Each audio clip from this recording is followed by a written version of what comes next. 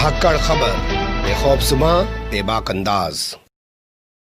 धाकड़ खबर के news room से मैं आपके साथ हूं अकरम रईस खान। 2 जुलाई की रात उत्तर प्रदेश के कानपुर में 8 पुलिस वालों को मौत के घाट उतार देने वाला आतंकवादी विकास दुबे आज यानी कि 9 जुलाई को, समझिएगा 7 दिन बाद, क्या किसी पंडित से पूछा था या किसी मौलाना से पूछा था, किसी तांत्रिक से पूछा था कि फला टाइम पे गिरफ्तारी देना, फला टाइम पे सरेंडर कर देना तो तुम्हारे ऊपर आने वाली अकाल मृत्यु टल जाएगी, को मध्य प्रदेश के उज्जैन में स्थित महाकाल मंदिर से गिरफ्तार कर लिया गया। उसके बाद राजनीति गर्मा गई है, आरोप प्रत्यारोप का दौर शुरू हो गया है। सीधे सीधे आरोप लग रहा है मध्य प्रदेश के गृह मंत्री यानी कि होम मिनिस्टर, नाम है उनका नरोत्तम मिश्रा, और पकड़े जाने वाले का आरोपी का नाम विकास दुबे। दोनों एक ही धर्म, एक जाति, एक ही समाज से ताल्लुक रखते हैं, शायद इसलिए ये कॉम्बिनेशन बन रहा है। लेकिन क्या है इस कॉम्बिनेशन के पीछे का सच, और कौन लगा रहा है ऐसे आरोप, और क्या सच्चाई है इन आरोपों में, यही सब आपके सामने रखने जा रहा हूं। लेकिन आगे बढ़ने से पहले छोटी सी अपील है आपसे, अगर आप लोग YouTube देख रहे हैं तो हमारे चैनल को सब्सक्राइब कर सकते हैं, फेसबुक या ट्विटर देख रहे हैं तो फॉलो कर सकते हैं। चलते हैं खबर के पहले हिस्से की तरफ। 2 हिस्सों में पूरी खबर आपके सामने रखने चाहता हूं, लेकिन पहले हिस्से में जो चीज़ें आपके सामने रखना चाहता हूं थोड़ा सा गौर कीजिएगा उन तस्वीरों पर। गिरफ्तारी के समय की जो तस्वीरें हैं बहुत सारे सवाल खड़े कर रही हैं। आप आम नागरिक की तरह, पत्रकार होने की जरूरत नहीं है आपको, आम नागरिक की तरह सोचिए।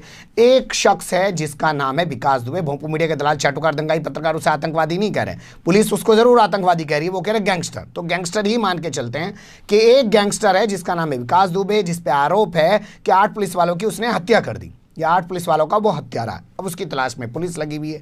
मध्य प्रदेश के उज्जैन में स्थित महाकाल मंदिर से पुलिस उसको पकड़ने जाती है, लेकिन किसी भी पुलिस वाले को आप तस्वीरें में देख सकते हैं, उनके पास वेपन नहीं है, हथियार नहीं, ऐसे ही पकड़ने चले गए। जैसे गली मोहल्ले में नाली का झगड़ा हो जाता ना, ओए हमारी तरफ को पानी कैसे बहा दिया, उसकी तरफ को पानी कैसे बहा दिया, उसके बाद सूचना पर पुलिस मौके पर पहुंचती है, पकड़ के किसी को ऐसे ले आती है, बड़े प्यार से ले आ रही, और वो भी चीख चीख के बता रहा है कि मैं विकास दुबे हूँ कानपुर वाला, यानी कि मीडिया भी पहले से बुला लिया गया था।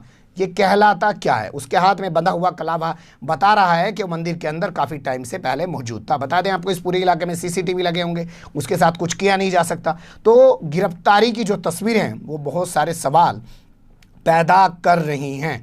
इनकी माताजी का बयान आ गया, उन्होंने कहा साहब मेरा बेटा जो हर साल जो है सावन में वहाँ जाता है महाकाल के मंदिर, और महाकाल की कृपा रही और मेरा बेटा अकाल मृत्यु का शिकार होने से बच गया, यानी कि पुलिस के हाथों एनकाउंटर में मारे जाने से बच गया। लेकिन मीडिया इस पूरे मामले पर उस तरीके से रिपोर्ट नहीं कर रहा है जिस तरीके से उसे रिपोर्ट करनी चाहिए, जबकि माँ का बयान सामने आने के बाद साफ दिख रहा है कि उसने अपने आप को सरेंडर किया है, पुलिस ने उसको गिरफ्तार नहीं किया है, मेहमान की तरह पुलिस वाले लेके जा रहे हैं। जब उसने ये बोला कि मैं विकास दुबे हूँ कानपुर वाला, तो एक पुलिस वाले ने आया उसको मारा ऐसे ही, और फिर दहशत के मारे देखिए पुलिस वाला कितना पीछे चला गया है। वो तस्वीरें आप बार बार ज़रूर देखिएगा, मीडिया उनको लगातार दिखा रहा है। तो गिरफ्तारी और सरेंडर किए जाने पर भी सवाल हो रहे हैं। अब चलते हैं कि राजनीति हो क्या रही है।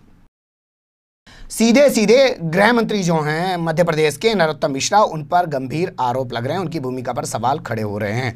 कौन सवाल खड़े कर रहा है उससे पहले कुछ चीज़ों को जान लीजिए। बताया जा रहा है जो ये चुनाव हुआ अभी हाल फिलहाल में 2019 का लोकसभा का चुनाव, इस दौरान कानपुर लोकसभा के जो है प्रभारी बनाए गए थे नरोत्तम मिश्रा, मध्य प्रदेश के हैं लेकिन उत्तर प्रदेश के कानपुर में उनको प्रभारी बना दिया। हर जिले का एक प्रभारी बना देना भाई, तुझे यहाँ का प्रभारी बना रहे, तुझे वहाँ का प्रभारी बना रहे, तेरे साथ 4 विधायकों को लगा रहे, तेरे साथ 2 चेयरमैन को लगा रहे, और पार्षदों को लगा रहे, प्रधानों को लगा रहे, सब जाके डट जाओ भाई, भारतीय जनता पार्टी को जिताना किसी भी कीमत पे। जो जिस समाज में जा सकता हो, ब्राह्मण है ब्राह्मण में जाए, ठाकुर है ठाकुर में जाए, SC में जाए, बनिया है बनिया में जाए, जहाँ जा सकता हो वो जाए और उस समाज से वोट निकाल के भारतीय जनता पार्टी के खाते में लाकर डलवाए। तो ये वहाँ के प्रभारी रहे। तो अब उससे सीधा सीधा लग रहा है भैया, जब वहाँ का SSP आनंद देव उसके संपर्क में, उसके आदमी जय वाजपेयी के संपर्क में, फाइनेंसर के, तो ये क्या वहाँ जाने के बाद अनभिग रह गए होंगे, इनके भी संपर्क में होगा। अब इनके जो प्रदेश में उसकी गिरफ्तारी होती है, तो सवाल उठना लाजमी है कि क्या वाकई में पर्दे के पीछे बहुत कुछ घटा है। कांग्रेस के विधायक और पूर्व मंत्री जीतू वर्मा ने सीधे सीधे आरोप लगाया है, आप उन्हीं की जबानी सुन लीजिए। गजब का सहयोग है, कानपुर का अपराधी गृह मंत्री हमारे, ये भी कानपुर के थे प्रभारी, और मध्य प्रदेश में पुलिस नहीं पकड़ती है, पकड़ता है महाकाल के मंदिर का गार्ड, समर्पण कर दिया उसने। मध्य प्रदेश में अपराधियों को समर्पण करने का सबसे सुरक्षित स्थान दिखता है। मैं मानता हूं इंदौर की लूट, मध्य प्रदेश में बढ़ते हुए जगह जगह सामूहिक हत्याकांड, गोली मारकर आपराधिक गतिविधियों के फूटे दिन पे दिन रोज आते हैं, बलात्कार रोज आता है, बेटियों की हर तरह की जितना कुख्यातपन अपराध का यहाँ हो सकता है रोज होता है। तो मैं मानता हूं कि कानून व्यवस्था की स्थिति प्रदेश देख रहा है और उस पर भी मुख्यमंत्री वाहवाही लेने पे तुले हैं।